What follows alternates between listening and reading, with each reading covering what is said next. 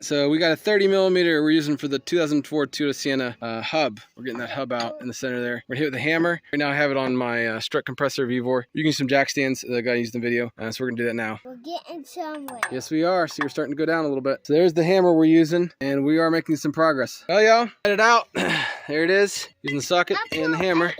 See what it looks like on the back. That race comes with it like they always said, so you have to cut that off if you want to reuse this or buy a new hub. We'll probably cut it off, cover off next here. Well, what comes really handy is the indexing pry bars here. I'll leave a link to description or comment. You can get the angle you want and just push up on it like this all the way around, different places. After going all the way around, changing the dial.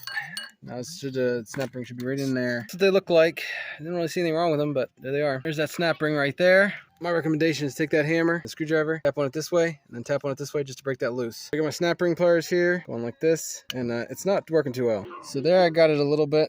I think if you get it started and just kind of pull up and go around the edges here. Bent pair of needle nose seems to work a little better. These are Icon. They really seem to get a grasp on it. It's stuck so bad I'm going to use the screwdriver to work around it here.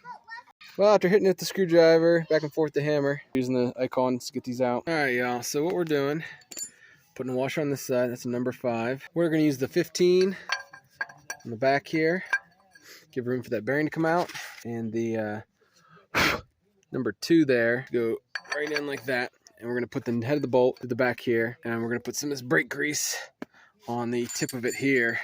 I'll show you that.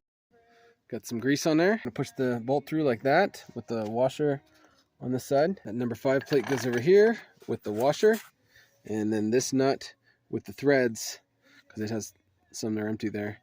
This number is 16, going like this. That's what it should look like. And we're gonna put the drill or impact on this side and hold that with a wrench on that side. You're gonna need a 32mm for I think either side. I could use a 33 I have here. I think that's what I took the axle nut off with, but I'm gonna go with 1.25 inches because I don't have the 33 is a little sloppy. So we're gonna go with the breaker bar on this side and the ratchet on this side. Using a drill with the adapter, and I know you could use the impact. I don't like impacting on these nuts and bolts. We're gonna try to tighten this up and get this pushed. Just so y'all know, I ran the bolt this way and the bearing back in because it's starting to fight me some. You can see what it looks like there. Might spray some penetrant down in there. So we're gonna have to try again the other direction here. Figured a little penetrant down there wouldn't hurt. Put some of this in there. Even trying the impact, we'll go back to the ratchet here and see if I can get it pushed a little further. So that's how far I can get it before the ratchet starts and tries to twist on me. I don't know. This is how far it'll go. Oop, wrong way.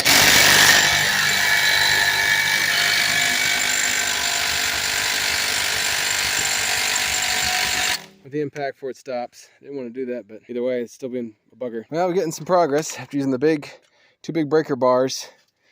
I was able to get, let's get the light here, a little bit of crack forming. So it's breaking the seal. Probably space some penetrant in there. Wouldn't hurt to put a little more. We're making progress, y'all. Now this is a Harbor Freight breaker bar with a Matco head on it. It really helps speed this process up because you can ratchet it and keep moving. Now it bottomed out for some reason right here. It's always best to stop. Make sure the bearing isn't hitting the backing, the spacers or anything like that. So we'll take it back. Considering there's rust a little bit on this, I'm wondering if it's hitting that. Towards the end of the push, you should never feel pressure. You can see that's the bearing. You can see we're probably just a little too tight. We're probably hitting a little bit on the edges there. Probably have to trade up for this. Next spacer up is going to be, I think this is 14. And there's a lot of play room in there, but that's okay. We just don't want it hitting, that's all, because then we'll bend screws and stuff we keep trying to go. This is what it looks like. With that bigger plate on there, go for it. Forgot to mention, it's okay to use the impacts to take these off and put them on right to where you'd start compressing and then use the wrench, because you don't want to tear up the threads. That's the only thing, in my opinion anyways. There it goes, y'all. Came apart, and the bearing is out. There it is.